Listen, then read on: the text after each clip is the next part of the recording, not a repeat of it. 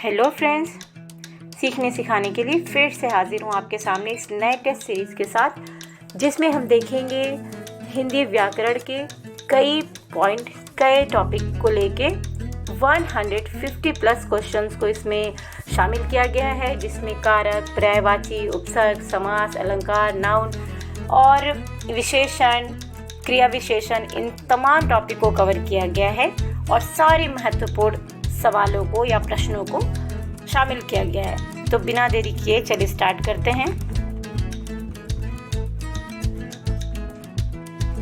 तो पहले क्वेश्चन से स्टार्ट करते हैं, जिसका टॉपिक है भाषा और व्याकरण से। ठीक है, तो इसमें पहला सवाल है, वो माध्यम जिसके द्वारा हम अपने विचारों को प्रकट कर सकते हैं वे कहलाते हैं, क्या कहलाते हैं? तो इसी है क्वेश्चन, उससे कहते हैं भाषा। आगे दूसरा देखते हैं, वर्ण या अक्षर के कितने भेद होते हैं? 2 भेद होते हैं, बी। अगला क्वेश्चन है, हिंदी वर्णमाला में कितने प्रकार के वर्ण होते हैं? 2 होते हैं, स्वर और व्यंजन। तो इसका राइट आंसर होगा बी। आगे बढ़ते हैं, क्वेश्चन नंबर 4 है, हिंदी वर्णमाला में कितने भागों में विभक्त है? हिंदी वर्णमाला जो है वो कितने भागों में विभक्त है? तो ये है हमारा ए। आगे बढ़ते हैं, हिंदी भाषा में कितने स्वर होते हैं? अ, आ जो होते हैं वो कितने होते हैं? तो सबको पता है 11। अगला देखेंगे, इनमें से कौन शुद्ध शब्द है? शुद्ध शब्द बताएंगे।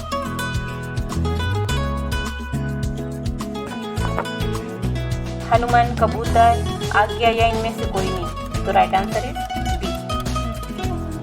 पश्चिमी उत्तर प्रदेश में बोली जाने वाली बोली है, यूपी में पश्चिम साइड में कौन सी बोली बोली जाती है? मगही, भोजपुरी, अंगिका या खड़ी Boli? Khari Boli. Right answer is B. आगे बढ़ते हैं,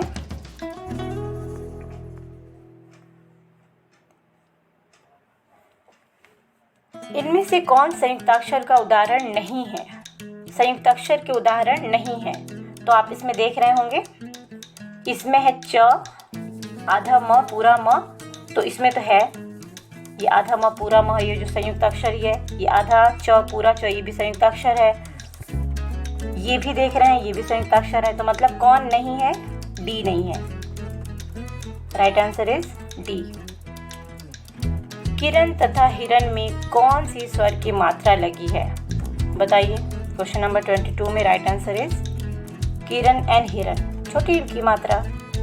आगे बढ़िए, हिंदी भाषा के स्वरों को कितने वर्गों में विभाजित किया जाता है? डी 5।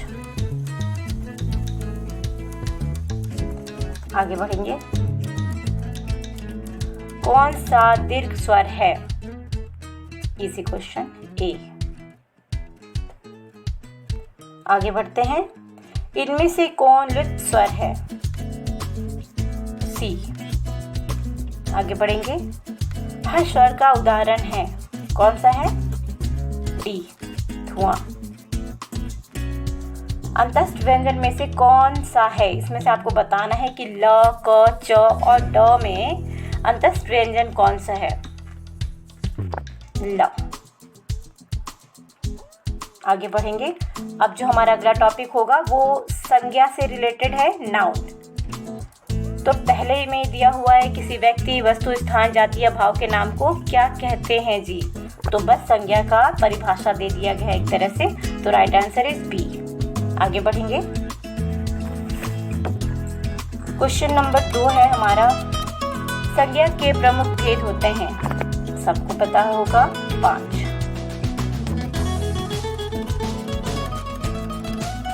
लेकिन इसमें क्वेश्चन पूछा है संज्ञा के प्रमुख भेद, मेन पूछा है। मेन तो आएगा 3, वैसे 5 होते हैं, मेन पूछेगा तो बताना है 3। आगे बढ़ते हैं, निम्न में से कौन सा शब्द संज्ञा नहीं है? कलम, पुस्तक, रबड़, लिखना। जी तो ये सारे संज्ञा हैं, क्योंकि ये चीज़ है, ये भी एक वस्तु है, ये भी वस्तु है, लेकिन लिखना जो है वो है क्रिया। तो ये हमारा राइट आंसर होगा डी। आगे बढ़ते हैं।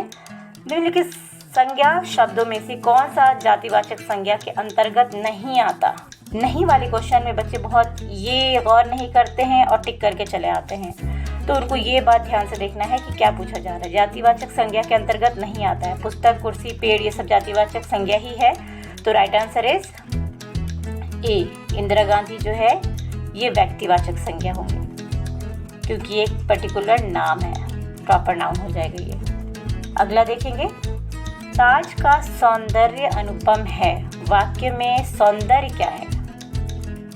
ताज जातिवाचक संज्ञा, गुणवाचक संज्ञा, भाववाचक संज्ञा या संख्यावाचक विशेषण? क्या क्वेश्चन है? ताज का सौंदर्य अनुपम है, ताज का सौंदर्य, तो वाक्य में सौंदर्य क्या है? गुणवाचक, क्योंकि इसकी खासियत को बता रहे हैं। आगे बढ़ेंगे। पंडित जी ने महाभारत की कथा सुनाई में कौन सी संज्ञा है? सोच के बताइए जल्दी से। पंडित जी ने महाभारत की कथा सुनाई में कौन सी संज्ञा है? डी, व्यक्तिवाचक, क्योंकि पंडित जी प्रॉपर नाउन हो गए। आगे बढ़ते हैं। Question number 7। कृष्ण सुदामा की मित्रता प्रसिद्ध थी में कौन सी संज्ञा है? ए, प्रसिद्ध थी, भाववाचक संज्ञा। अगला है। माली बगीचे में पानी दे रहा है में कौन सी संज्ञा है? जल्दी से बताइए। माली बगीचे में पानी दे रहा है में राइट आंसर इज ए। आगे बढ़ते हैं।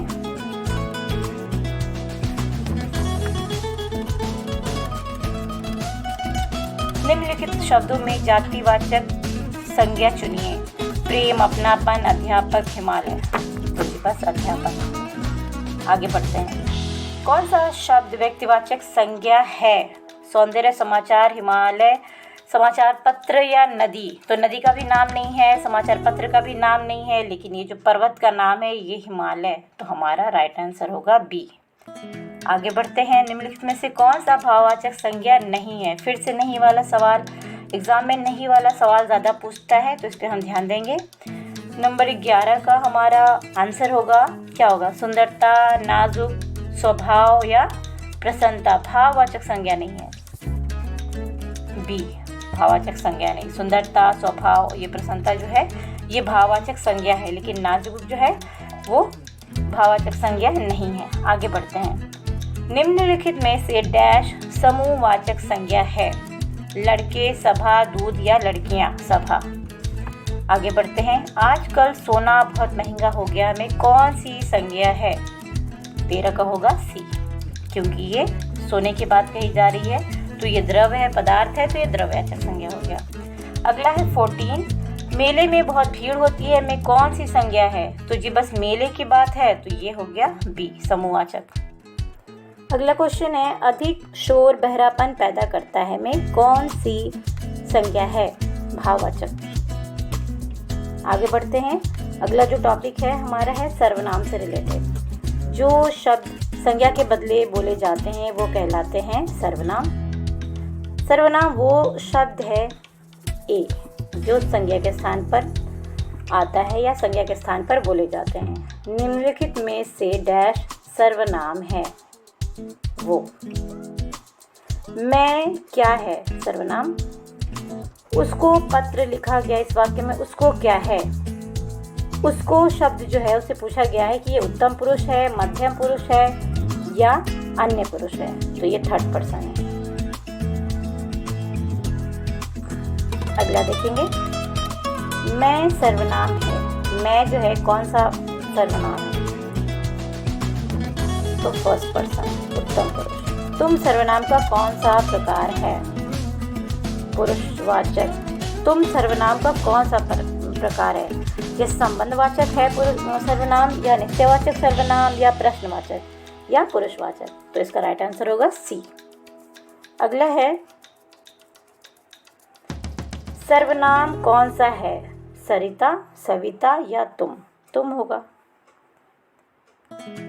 आगे देखते हैं।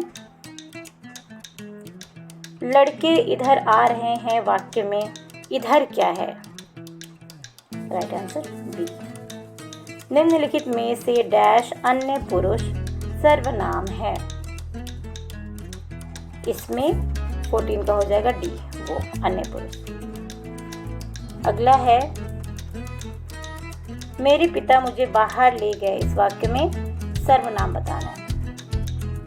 तो मुझे, मेरे पिताजी और मेरे दोनों ही हैं, तो राइट आंसर होगा सी। डैश के उदाहरण है मैं, तुम, वो आदि, तो सर्वनाम के उदाहरण है। वो मेरी पुस्तक नहीं है। राइट आंसर इज, वो जो है वो मेरी पुस्तक नहीं है। तो इसमें दिस, दैट, दीज, दोज के हिसाब से लेंगे अगर, तो यह है निश्चयवाचक सर्वनाम। आगे आते हैं, दिल्ली हमारे देश की राजधानी है, पुरुषवाचक। अगला देखेंगे, जैसी करनी वैसी भरनी, इसका होगा बी। जैसी का रिलेटेड वैसी से है, संबंधवाचक। अगला है, जो डर गया सो मर गया, तो सो का रिलेटेड जो का सो से है, तो जहाँ जो सो जैसा वैसा हो वहाँ पे सर्वनाम होता है संबंधवाचक। आगे बढ़ेंगे, अगला टॉपिक है हमारा क्रिया से रिलेटेड। आबिद हिंदी की कविता लिखता है, इसमें क्रिया बताइए। तो बस लिखना जो है वो क्रिया है। व्याकरण की दृष्टि से उड़ना कैसा शब्द है? उड़ना, व्याकरण की दृष्टि से उड़ना कैसा शब्द है? बस कोई भी एक्शन वर्ड है वो क्रिया है, कोई भी काम या कोई भी एक्शन। अगला है, निम्न शब्दों में कौन सी संयुक्त क्रिया है? समाप्ति, हथियाना, लिखवाना या बतियाना। ए समाप्ति। अगला है, व्याकरण की दृष्टि से उड़ना कैसा शब्द है? क्रिया है। अभी एक तरह से क्वेश्चन रिपीट हो गया। निम्नलिखित में कौन शब्द क्रिया है? उठना, नहाना, मरोड़ना या ये सभी? तो सभी हैं जी, नहाना भी, उठना, मरोड़ना सब। निम्नलिखित में से कौन क्रिया नहीं है? सीता नहीं है। अगला है, निम्नलिखित 4 शब्दों में कौन सा शब्द क्रिया नहीं है? मिठास। आगे बढ़ते हैं, नेहा कपड़े धोती है, वाक्य में क्रिया क्या है? धोती। नेहा कपड़े धोती में वाक्य में क्रिया क्या है? सकर्मक है क्या कर्मक? सकर्मक, क्योंकि क्या धो रही है? कपड़े धो रही है। क्या का जवाब मिल रहा है? इस पे एक डिटेल वीडियो भी बनी हुई है, लिंक को डिस्क्रिप्शन में डाल दिया जाएगा, आप चाहें तो वहाँ जाके देख सकते हैं। आगे बढ़ते हैं, फिजा ने बहुत सुंदर लिखी। क्या लिखी? लेख। अगला है, निम्नलिखित शब्दों में कौन सकर्मक क्रिया है? देना, लेना, पीना या सभी? सभी। अगला है हमारा, बुढ़िया थक कर बैठ गई में क्रिया भेद बताइए। सकर्मक है, अकर्मक है, द्विकर्मक है, तो ये है अकर्मक। आगे बढ़ेंगे, चिड़िया आकाश में उड़ रही है, वाक्य में उड़ रही है क्या है? सकर्मक है, आकाश में उड़ रही है। निम्नलिखित शब्दों में कौन सकर्मक नहीं है?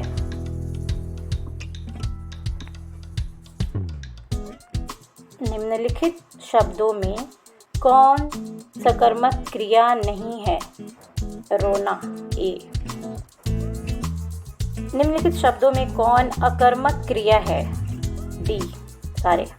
निम्नलिखित शब्दों में कौन अकर्मक क्रिया नहीं है? सी देखना। निम्नलिखित शब्दों में कौन सकर्मक क्रिया है? डी। मेरी पुस्तक कल खो गई, क्या होगा? बी। पता है क्या खो गई? पुस्तक खो गई, तो हमें पता है कि क्या खो गई? पुस्तक खो गई, तो सकर्मक। अगला टॉपिक देखेंगे जो हमारा रिलेटेड है एडजेक्टिव से या विशेषण। तो पहला क्वेश्चन है, विशेषण शब्द बताइए। तो बस सुंदर। निम्नलिखित में से डैश विशेषण नहीं है? निर्झर। निम्नलिखित में से डैश गुणवाचक विशेषण है? दयालु। प्यास बुझाने के लिए जल का क्या होना आवश्यक है? शीतल। सर्वनाम की विशेषता बताने वाले शब्दों को कहते हैं। तो चाहे संज्ञा की विशेषता बताए या सर्वनाम की विशेषता बताए, दोनों ही क्या है, विशेषण। निम्नलिखित में से कौन विशेषण नहीं है? हंसना, क्योंकि ये क्रिया है। अगला है वो आदमी, वो अच्छा आदमी है। इस वाक्य में अच्छा क्या है? विशेषण।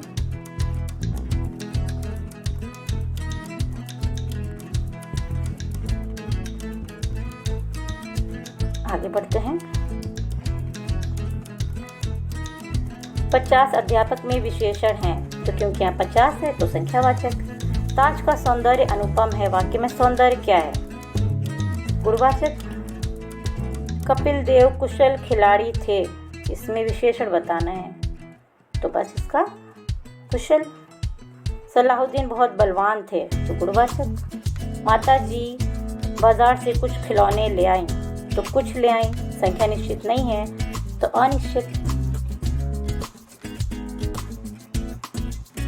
अगला है मेरे इस घर में मेरे चाचा जी रहते हैं। वाक्य में इस क्या है? निजवाचक। अगला जो टॉपिक है वो हमारा क्रिया विशेषण से है। तो पहला क्वेश्चन इसमें पूछा गया है, क्रिया विशेषण छाटिए। इसमें सुंदर, संभव, शीघ्र या गति। तो इसमें क्वेश्चन का आंसर होगा संभव। अगला है हमारा, निम्नलिखित शब्दों में से कौन सा शब्द क्रिया विशेषण है? आकन, आसन, अश्लील या अवगत। तो इसका होगा अश्लील। अली स्कूल प्रतिदिन जाता है। इस वाक्य में प्रतिदिन है, बताना है कि प्रतिदिन जो अंडरलाइन शब्द है इसको क्या कहेंगे? कालवाचक क्रिया विशेषण है या स्थानवाचक क्रिया विशेषण है या रीतिवाचक या परिणामवाचक। तो इसका राइट आंसर होगा ए, कालवाचक। टाइम बता रहा है कि रोज जाता है। खाते खाते बातें नहीं करनी चाहिए। इस वाक्य में खाते खाते है, क्या है? 6 का सी, रीतिवाचक। बताया जा रहा है काम कैसे हो रहा है। अच्छे लोग कभी झूठ नहीं बोलते। इस वाक्य में कभी, तो ये भी हमारा कालवाचक। मैं वहाँ घंटा भर तुम्हारा इंतजार करता रहा। इस वाक्य में घंटा भर क्या है? इसमें भी कालवाचक। अगला है, निम्नलिखित शब्दों में से कौन सा शब्द परिणामवाचक क्रिया विशेषण है? इसका राइट आंसर होगा सी, बिल्कुल। निम्नलिखित शब्दों में से कौन सा शब्द क्रिया विशेषण है? तेज, पहला, बुद्धिमान या मीठा। तेज। आगे बढ़ते हैं। अगला जो टॉपिक है वो हमारा जेंडर है या लिंग। इसमें पहला क्वेश्चन है, पुरुष अथवा स्त्री जाति का बोध हमें डैश से होता है। लिंग से होता है जी, बस। हिंदी भाषा में लिंग के प्रकार होते हैं 2, स्त्रीलिंग और पुल्लिंग। तीसरा है, राधिका डैश जाति का बोध होता है। राधिका क्या है? स्त्रीलिंग। इनमें से किस वाक्य में पुल्लिंग का बोध हो रहा है? अब इसमें सारे वाक्य देखते हैं। इनमें से किस वाक्य में? पहला है, गधा बोझ ढो रहा है, बिल्ली छत पे चढ़ गई, चुईया बिल में घुस गई, मेज बहुत गंदी है। तो पहला पुल्लिंग पूछा है, तो गधा बोझ ढो रहा है, बाकी सब गई गई, ये रहा है, तो राइट आंसर इज।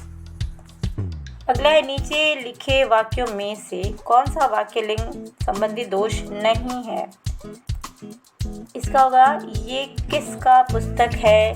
हिमालय संसार की सबसे ऊंची पर्वत है। कल मैंने अपने मित्र को पत्र लिखा।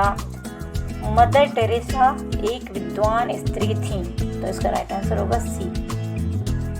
इसमें पता नहीं चल रहा है किसने लिखा है। अगला है, हीरा और मोती से हमें बोध होता है। पुल्लिंग, हीरा और मोती दोनों पुल्लिंग। विद्वान का स्त्रीलिंग होगा विद्वानी, विद्वानी या विद्वानी, या इनमें से कोई नहीं। इनमें से कोई नहीं, विद्वती होता है। 12 है, स्त्रीलिंग छाटिए। उद्यान, पर्वत, सरिता या निर्झर। सरिता मतलब नदी। पुल्लिंग छाटिए। जल, त्वचा, छात्रा या हवा। जल। छात्रा का स्त्रीलिंग है, छात्र शब्द का स्त्रीलिंग है छात्रा।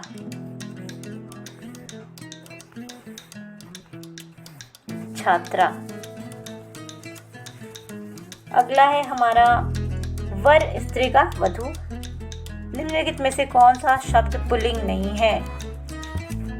नौकर। इससे पता नहीं चलता है कि स्त्रीलिंग है या पुल्लिंग है, दोनों हो सकते हैं।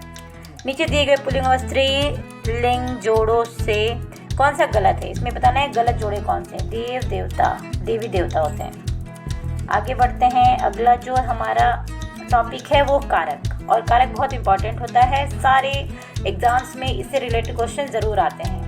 पहले क्वेश्चन इसका, कारक कितने प्रकार के होते हैं? 8 प्रकार के होते हैं जी। दूसरा है, संज्ञा सर्वनाम के जिस रूप से कार्य करने का बोध हो उसे क्या कहते हैं? क्रिया कहते हैं। कार्य, क्रिया। एक वस्तु से दूसरे वस्तु के अलग होने के भाव में कौन सा कारक का प्रयोग होता है? उसे कहेंगे आपादान। अलग होने का भाव आपादान। अगला है हमारा, वंशिका ने पत्र लिखा। तो वंशिका जो है वो क्या है? कर्ता है, क्योंकि वंशिका ने पत्र लिखा। आगे बढ़ते हैं। लड़के पाठशाला से आते हैं। पाठशाला से आते हैं, तो पाठशाला से अलग हो रहे हैं, तो इसका भी राइट आंसर होगा आपादान। अगला है हमारा, मैंने भाई के लिए मिठाई खरीदी। किसके लिए खरीदी? भाई के लिए मिठाई खरीदी, तो इसका हो जाएगा संप्रदान। अगला है हमारा, क्रिया के कार्य का फल जिस पर पड़ता है वो कारक कहलाता है कर्म। आगे बढ़ते हैं। असद पुस्तक पढ़ रहा है। रेखांकित शब्द कारक क्या है? जो असद है वो क्या है? तो असद जो है वो पढ़ने वाले हैं, काम करने वाले हैं, तो कर्ता। कारपेंटर ने आरी से लकड़ी को काटा। रेखांकित शब्द का कारक बताइए। आरी से काटा, तो करण। अगला क्वेश्चन है 15, बाग में बच्चे आम चूस रहे हैं। तो आम क्या है जी? आम कर्म है, क्योंकि आम पे असर पड़ रहा है, तो ये कर्म हो गया। सेना के जवान आगे बढ़ें। सेना क्या है? ये भी करण। आगे बढ़ते हैं। इस पुस्तक की कीमत बहुत ज़्यादा है। रेखांकित शब्द का कारक बताइए। पुस्तक की, संबंध का के की जिसमें होता है वो संबंधवाचक होता है, संबंध कारक। आगे बढ़ते हैं। लोग कुल्हाड़ी द्वारा पेड़ काट रहे हैं। रेखांकित शब्द का कारक बताइए। कुल्हाड़ी के द्वारा, करण। शाखाओं पर कोपलें निकल आई है। इसमें क्या, कौन सा कारक है? तो में और पर, दो जहाँ हो उसमें अधिकरण होते हैं, तो ये हो गया अधिकरण। अब अगला टॉपिक जो है वो है हमारा सिनोनियम या पर्यायवाची। इसमें पहला प्रश्न है, रात शब्द का पर्यायवाची है निशा। प्रत्युक्त शब्द का पर्यायवाची शब्द कौन सा है? इसका राइट आंसर होगा बी, भोर। निम्न में से कौन सा शब्द आश्वस्त का पर्यायवाची शब्द है? निश्चित। अगला है नंबर 4, भुजंग शब्द का पर्यायवाची शब्द होगा भुजंग, सर्प या सांप। अंधेरे का पर्यायवाची है तम। राजा का पर्यायवाची है नरेश। कौन सा शब्द समुद्र का पर्यायवाची है? कौन सा शब्द समुद्र का पर्यायवाची नहीं पूछा है, नहीं है। 7 का होगा सी।